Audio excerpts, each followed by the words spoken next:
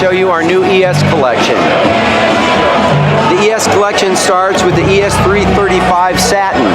The 335 Satin has our T-type pickups, which are a modern recreation of the T-top pickups that we made during the mid-60s to the mid-70s. They're wound to the same specs with the same magnet wire and Alnico 5 magnets like we did back then, but we call them T-types instead of T-tops because we didn't mold the little embossed T in the top of the bobbins, which you wouldn't see in a covered pickup anyway. But it has that same voice and performance of those classic pickups, which is a moderate output level humbucking voice that's ideally suited for the ES models. The Satin range is offered in our Satin Cherry, Vintage Burst, and Antique Natural. They all have ABR bridges and aluminum stop bar tailpieces with steel studs. All of our guitars, in all of our Gibson guitars, have vintage taper 500K pots in both volume and tone positions, just like we did in the 50s, so you have maximum tone, maximum output, and a smooth audio taper. You know, we worked really hard with CTS to replicate that. They also feature dot rosewood fingerboards, cream body and fingerboard binding, and vintage style keystone tuners. Next, we upgrade to the same model with the same features, but now in a gloss finish. So the gloss finish 335 is available in the 60s Cherry, the Vintage Burst, and Ebony. Still a dot rosewood fingerboard, and it shares all the same hardware and electronics as the Satin model.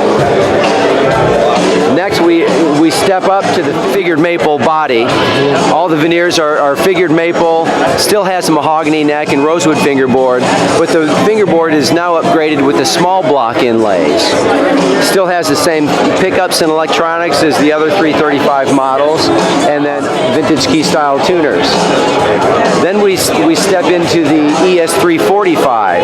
The ES 345 is then upgraded with the multiply body binding and then the split parallelogram fingerboard inlays, rosewood fingerboard, and maple veneers. Same T-type pickups, ABR bridge, and aluminum stop bar tailpiece. From the 345, one last feature. On the 345, since a lot of players, the historic original model had the baritone switch and a stereo output, and a lot of players, it wasn't practical for.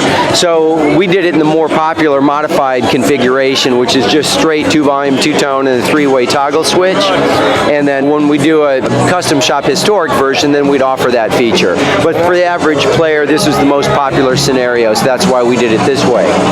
From the 345, now we get into the 339. The 339, as you can see, is a downscaled ES model. It still has the center core and the ES chamber construction. It has mahogany neck, maple body, and then maple center core, rosewood dot fingerboard inlay, and then is available in the 60s Cherry and Trans Ebony. From there, we upgrade it to the ES 339 figured. And as you can see, we have the very distinctive blue burst finish, and that, and then the very highly figured maple construction on the body. We also have the small block pearl fingerboard inlays on the rosewood fingerboard and cream body binding and fingerboard binding.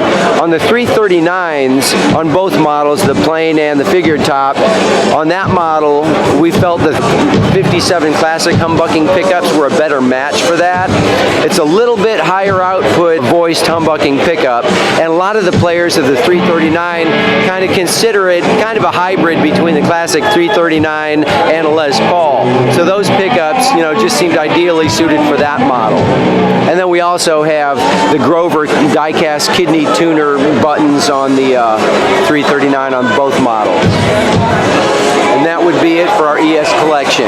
If you want to learn more about the ESs and see more detail, you can go to Gibson.com.